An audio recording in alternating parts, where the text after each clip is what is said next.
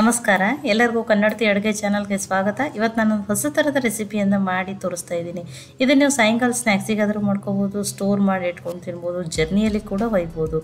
ಈ ರೀತಿ ಮಾಡ್ಕೊಂಡು ತಿಂದರೆ ನೀವು ಮಕ್ಕಳಿಗೆ ಅಷ್ಟೇ ಇಲ್ಲ, ದೊಡ್ಡವ್ರು ಕೂಡ ತುಂಬಾ ಇಷ್ಟ ಆಗ್ತದೆ ರೀ. ನನ್ನ ರೀತಿಯಲ್ಲೊಮ್ಮೆ ಖಂಡಿತ ಟ್ರೈ ಮಾಡಿ ನೋಡಿ. ಇಲ್ಲ ಅವನು 3 ಜೋಳದ ರೊಟ್ಟಿಯನ್ನು ತೊಗೊಂಡಿನಿ. ಏನು ಕಡಕ್ ರೊಟ್ಟಿ ಅಂತ ಕರಿತೀವಲ್ಲ ರೀ, ನಾವು ಡೈಲಿ ಮನೆಯಲ್ಲಿ ರೊಟ್ಟಿ ಮಾಡಿರ್ತೀವಿ ರೀ. ಅವಾಗಾದರೂ ಕೆಲವೊಂದು ಸಲ ಈ ರೀತಿ ಉಳ್ಕೊಂಡಿದ್ರೂ ಈ ರೆಸಿಪಿಯನ್ನು ಮಾಡ್ಕೋಬೋದು. ಅಥವಾ ಕೆಲವರು ರೊಟ್ಟಿ ಮಾಡಲಾರ್ದವರು ಸೂಪರ್ ಬಜಾರ್ನಲ್ಲಿ ಅದು ಸಿಗ್ತಾವಲ್ಲ, ಅಲ್ಲಿದಿಂದನೂ ತಂದು ನೀವೇನು ಮಾಡ್ಕೋಬೋದು, ಈ ರೆಸಿಪಿ ತಂದಿದ್ರೆ ಉಳಿದಿದ್ರೂ ಈ ರೆಸಿಪಿಯನ್ನು ಮಾಡ್ಕೋಬೋದು. ಈ ರೊಟ್ಟಿಗಳನ್ನ ಮುರ್ಕೋತೀನಿ ರೀ. ಆದಷ್ಟು ಮೆತ್ತಗೆ ರೊಟ್ಟಿಯನ್ನು ತೊಗೋಬೇಡ್ರಿ. ಮೆತ್ತಗಿದ್ದು ಅಂದ್ರೂ ಅವನ್ನ ಗ್ಯಾಸ್ ಮೇಲೆ ಮತ್ತೆ ಹಾಕಿ ಕಡಕ್ ಮಾಡಿನೇ ತೊಗೋರಿ. ಅಂದರೆ ಕಟಿ ರೊಟ್ಟಿ ಇರಬೇಕು ರೀ ಇವಕ್ಕೆ. ಆದಷ್ಟು ತೆಳು ರೊಟ್ಟಿ ಇತ್ತಂದ್ರೆ ಚೆನ್ನಾಗಿ ಆಗ್ತಾವ್ರಿ, ಅಂದ್ರೆ ಕಡಕ್ನೂ ಬೇಗನೆ ಆಗ್ತಾವ್ರಿ. ನೋಡಿ, ಈ ರೊಟ್ಟಿಗಳನ್ನ ಸಣ್ಣ ಸಣ್ಣ ತುಂಡುಗಳನ್ನಾಗಿ ಅಂದ್ರೆ ರೊಟ್ಟಿಯನ್ನು ಚೂರು ಮಾಡ್ಕೊಂಡಿದ್ದೀನಿ ರೀ, ಮುರ್ಕೊಂಡಿದ್ದೀನಿ. ಇದನ್ನು ಮಿಕ್ಸಿ ಜಾರಿಗೆ ಹಾಕೋತೀನಿ ರೀ. ಆ ರೊಟ್ಟಿ ಚೂರುಗಳನ್ನ ಈಗ ಮಿಕ್ಸಿಗೆ ಹಾಕೋತೀನಿ.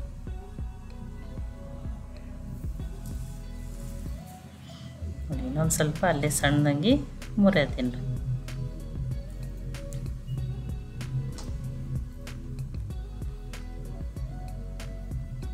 ನೋಡ್ರಿ, ಈಗ ಹಾಕ್ಕೊಂಡಿದ್ದೀನಿ. ಇದನ್ನೇನು ಮಾಡ್ತೀನಿ ರೀ, ನುಣ್ಣಗೆ ಅಂದ್ರೆ ಪುಡಿ ಮಾಡ್ಕೋತೀನಿ ರೀ, ಫೈನ್ ಪೌಡರ್ ಥರ. ಹೊಳ್ಳಿ ಹಿಟ್ಟಿನ ಥರನೇ ಆಗ್ಬೇಕ್ರಿ, ಆ ರೀತಿ.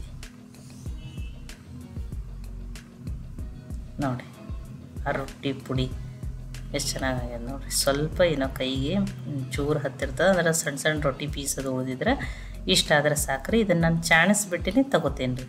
ಇದು ಕರೆಕ್ಟಾಗಿ ರೆಡಿ ಆಗಿದ್ರಿ. ನೋಡಿರಿ, 3 ರೊಟ್ಟಿದು ಎಷ್ಟು ಸ್ವಲ್ಪ ಆಗ್ಯದ ರೀ. ನಾನೀಗ ಆ ಜೋಳದ ಹಿಟ್ಟು ಸೋಸು ಚಾಣಿಗೆಯನ್ನೇ ತೊಗೊಂಡಿದ್ದೀನಿ, ಅದರಲ್ಲಿ ನಾನು ಚಾಣಿಸ್ಕೋತೀನಿ ರೀ.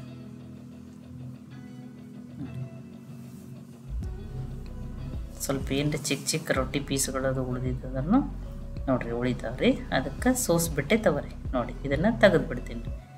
ನೋಡಿ ಎಷ್ಟು ಚೆನ್ನಾಗಿ ಜೋಳದ ರೊಟ್ಟಿ ಪೌಡ್ರ್ ರೆಡಿ ಆಗ್ಯದ ರೀ, ಅಂದರೆ ಹಿಟ್ಟು ರೆಡಿ ಆಗ್ಯದ. ಇದನ್ನೊಂದು ಸ್ವಲ್ಪ ಸೈಡಿಗೆ ಇಡ್ತೀನಿ ರೀ ಅನ್ಕತಕ.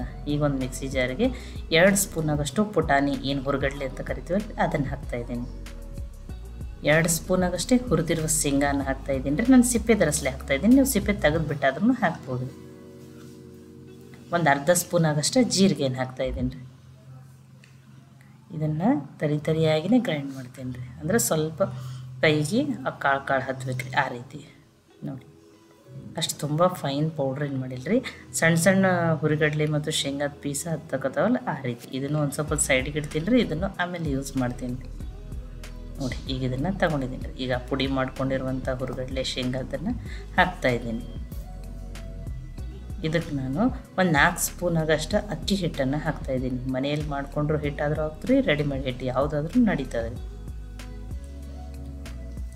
ಒಂದು 2 ಸ್ಪೂನ್ ಆಗಷ್ಟು ನಾನಿಲ್ಲಿ ಕಡಲೆ ಹಿಟ್ಟನ್ನು ಹಾಕ್ತಾಯಿದ್ದೀನಿ ರೀ. ಕಡಲೆ ಹಿಟ್ಟು ಅಥವಾ ಕಡಲೆಬೇಳೆ ಹಿಟ್ಟು ಟೇಸ್ಟು ತುಂಬಾ ಚೆನ್ನಾಗಿ ಬರ್ತದೆ ರೀ.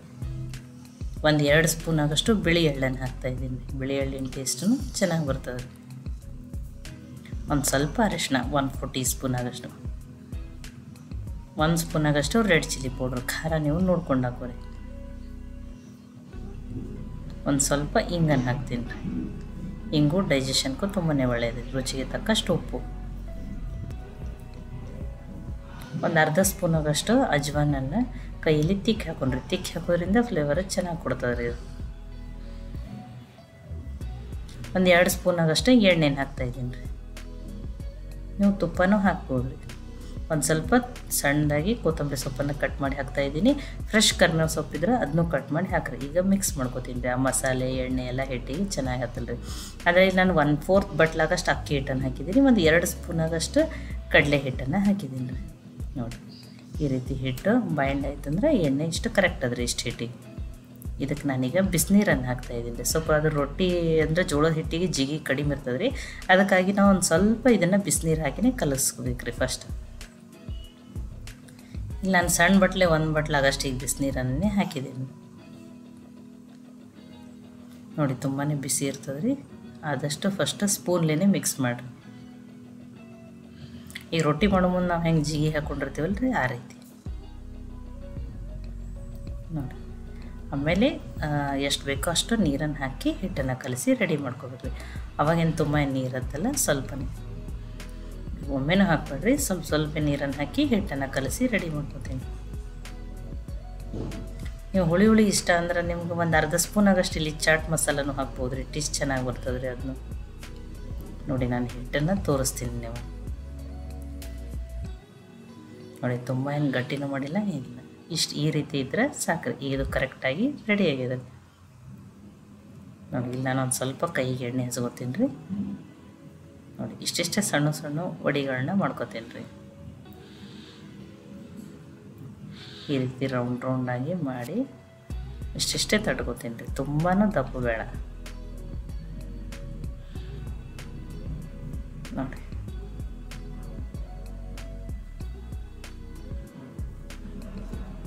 ನೋಡಿ ಒಂದನ್ನು ಮಾಡಿ ತೋರಿಸಿದ್ದೀನಿ, ಇನ್ನೊಂದನ್ನು ಮಾಡಿ ತೋರಿಸ್ತೀನಿ.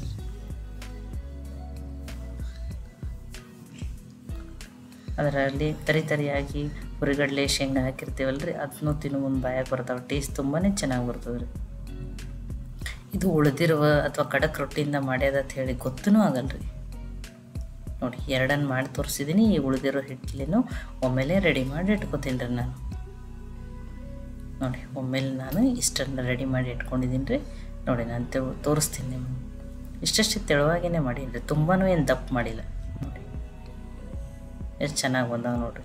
ಮತ್ತು ಇವನ್ನ ಕರಿಲಿಕ್ಕೆ ನಾನು ಆಲ್ರೆಡಿ ಎಣ್ಣೆಯನ್ನು ಕಾಯ್ಲಿಕ್ಕೆ ಇಟ್ಟಿದ್ದೀನಿ ರೀ. ಎಣ್ಣೆನೂ ಚೆನ್ನಾಗಿ ಕಾಯ್ದದ್ರಿ. ನೋಡಿ ಎಣ್ಣೆ ಪರ್ಫೆಕ್ಟಾಗಿ ಕಾಯ್ದದ್ರಿ. ನಾನು ಗ್ಯಾಸನ್ನು ಮೀಡಿಯಮ್ ಫ್ಲೇಮ್ದಲ್ಲಿ ಇಟ್ಟೀನಿ ರೀ. ಈಗ ಇವನ್ನ ಡೀಪ್ ಫ್ರೈ ಮಾಡೋಣ ರೀ. ಅಕ್ಕಿ ಹಿಟ್ಟು ಹಾಕಿರೋದ್ರಿಂದ ಹೊರಗಡೆಯಿಂದ ಕ್ರಿಸ್ಪಿನಾಗಿರ್ತವೆ ರೀ, ಟೇಸ್ಟೂ ತುಂಬಾ ಚೆನ್ನಾಗಿರ್ತವೆ.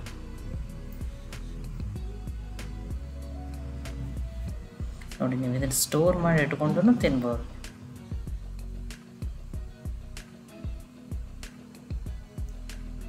ನೋಡಿ ಖಡಕ್ ರೊಟ್ಟಿಯಿಂದ ಮಾಡ್ಯದ ಅಂತ ಹೇಳಿ ಗೊತ್ತೂ ಆಗಲ್ರಿ.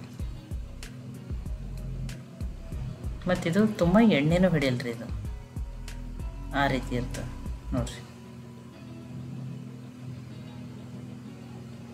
ಎಷ್ಟು ಚೆನ್ನಾಗಿ ಬಂದಾವ ನೋಡ್ರಿ. ನೋಡ್ರಿ ಕರೆಕ್ಟಾಗಿ ಕರೆದವ್ರಿ. ನಾನು ಇದನ್ನು ತೆಗಿತೀನಿ ರೀ.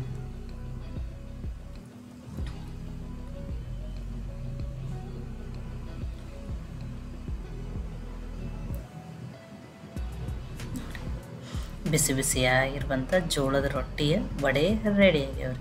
ನೋಡಿ ತುಂಬಾ ಡ್ರೈ ಇರ್ತಾವೆ, ಇವೇನು ತುಂಬ ಎಣ್ಣೆನೂ ಹಿಡ್ಕೊಳ್ಳಲ್ಲ. ನೋಡಿರಿ ಹೊರಗಡೆಯಿಂದ ನನಗೆ ಗೊತ್ತಾಗ ಡ್ರೈ ಇರ್ತಾವೆ, ಎಣ್ಣೆನೂ ಹಿಡ್ಕೊಳ್ಳಲ್ಲ, ಕ್ರಿಸ್ಪಿನೂ ಇರ್ತಾವೆ ರೀ, ಟೇಸ್ಟು ಚೆನ್ನಾಗಿರ್ತವೆ. ನೀವು ಸ್ಟೋರ್ ಮಾಡಿ ಇಟ್ಕೊಂಡು ನೀವು ತಿನ್ಬೋದು. ಇವನು ಬಿಸಿ ಬಿಸಿ ಹೀಗೇ ತಿನ್ಬೋದು, ಅಥವಾ ಸಾಸ್ ಜೊತೆನೂ ತಿನ್ಬೋದು ನೀವು. ನೋಡಿ ತುಂಬಾ ಟೇಸ್ಟಿಯಾಗಿರುವಂಥ ರೆಸಿಪಿ ರೀ. ಸಾಯಂಕಾಲ ಟೀ ಜೊತೆ ಅಂತೂ ಈ ಚಳಿಯಲ್ಲಿ ಬೆಸ್ಟ್ ಕಾಂಬಿನೇಷನ್ ರೀ. ಈ ರೆಸಿಪಿ ನಿಮ್ಗೆ ಇಷ್ಟ ಆಗಿತ್ತಂದ್ರೆ ಲೈಕ್ ಮಾಡಿ, ಶೇರ್ ಮಾಡಿ, ಕಮೆಂಟ್ ಮಾಡಿರಿ. ಖಂಡಿತನೂ ಟ್ರೈ ಮಾಡಿ ನೋಡಿರಿ. ಮತ್ತೆ ಒಳ್ಳೆ ರೆಸಿಪಿ ಜೊತೆ ಸಿಗೋಣ. ಎಲ್ಲರಿಗೂ ಧನ್ಯವಾದಗಳು. ಕನ್ನಡತಿ ಅಡುಗೆ ಚಾನಲನ್ನು ಸಬ್ಸ್ಕ್ರೈಬ್ ಮಾಡಿ, ಬೆಲ್ ಐಕಾನ್ ಪ್ರೆಸ್ ಮಾಡೋದನ್ನು ಮರಿಬೇಡಿ.